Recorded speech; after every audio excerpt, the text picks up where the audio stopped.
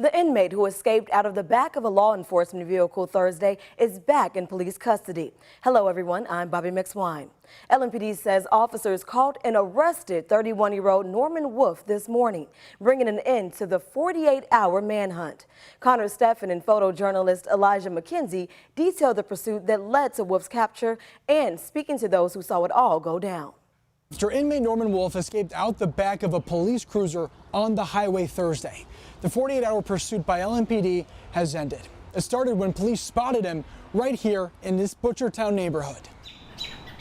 LMPD says it was here on Washington Street, just east of Campbell Street, that officers, its fugitive unit, and SWAT found Wolf Saturday morning. He was riding in the passenger seat of a car, and homeowners were quick to notice. And everything going crazy this morning, I knew something was going on. Just didn't know quite what. Pulled over by police and with the driver out of the car, LMPD says Wolf slid into the driver's seat and sped away. That would start a 2-mile pursuit ending near Brownsboro Road and Lindsay Avenue. Short-lived, LMPD says, and nothing like the last time we saw Wolf. Holy This was him Thursday, hanging out the side of a law enforcement vehicle headed northbound on I-71 before escaping. Take a look at him now. Pictures posted by LMPD of the escapee in the back of a cruiser and, more importantly, back in police custody. I was just informed, and I'm glad he got caught. I seen that Louisville Metro Police actually caught the sucker.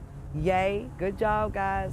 And he's off the streets and everybody's safe again. Wolf remains in the hospital tonight, police say, is to treat previous injuries. Once he's discharged, Wolf will head to Metro Corrections, where he'll face a slew of new charges. A pursuit ended, allowing Louisville to breathe a sigh of relief. In the Butchertown neighborhood, Connor Steffen, WHAS11 on your side. We now know the name of the person killed in a shooting in the Park Duval neighborhood yesterday. The coroner's office has identified him as Javon Bailey. Police say he was shot and killed yesterday afternoon on Olive Street near West Galbert Avenue. Anyone with information about this shooting is asked to call 574-LMPD. The search for a permanent Metro Police chief is still underway here in Louisville. Mayor Craig Greenberg still hasn't made his choice, but results from a recent public survey conducted about the job was released. Only 1,214 people responded out of the millions here in the Metro. 74% of those people were white. In the Russell neighborhood, leader Jackie Floyd has been raising concerns that the survey was only online and not well publicized.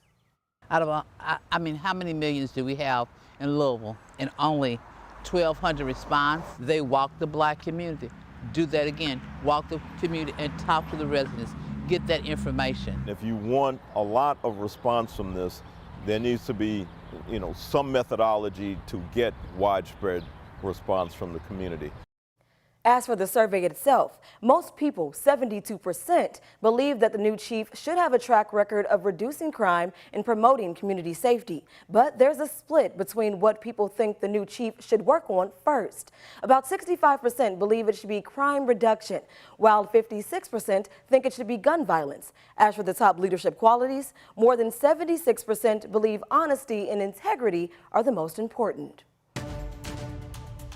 Well, the primaries are over, and though the general election is not until November, campaigning has already begun. The Republican Party today presenting a united front in Frankfort, despite a heated primary race. In what some networks are calling the biggest governor's race in the country, Republican nominee Daniel Cameron quickly looked to nationalize the campaign, comparing Governor Andy Beshear with President Biden. Meanwhile, the Democratic campaign looking to localize the election for now. This week, the Democratic Governors Association launching the website called Cameron Doesn't Care, tying him directly to polarizing former Governor Matt Bevin, who Beshear narrowly defeated in 2019. Does your campaign plan to separate yourselves from his name, and if so, how? This is going to be a very clear contrast between Daniel Cameron and Andy Beshear, and here's the contrast. Daniel Cameron is the law and order candidate. Andy Beshear is the catch and release candidate. So is that a yes? You'll contrast yourself from Bevin? I'm definitely going to contrast myself from Andy Beshear, and that is who I'm running against. Now, Secretary of State Michael Adams says the Republican Party voter registration is higher than Democrats for the first time in Kentucky's history, which is giving the Republican Party hope they can capture all 7 statewide offices for the first time.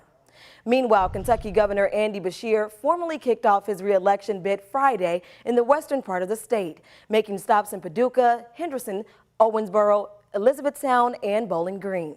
During his pit stop in Henderson, the governor touted Kentucky's economic success while touring Pratt Paper, a $500 million paper mill under construction in the area. Today, the governor called Pratt the biggest economic development in Western Kentucky in 25 years. This is a project that started with a meeting in my office with Mr. Pratt, some mutual friends, and that day I brought my dog. But to go from there to him deciding to make this investment, to the groundbreaking, to seeing this today, I mean, this changes everything for this area of Western Kentucky. Bashir's bus tour continues through the weekend. He'll be here in Louisville tomorrow, opening his Louisville office at 12:30 on Baxter Avenue and appearing at the Palm Room on West Jefferson Street at 1:30.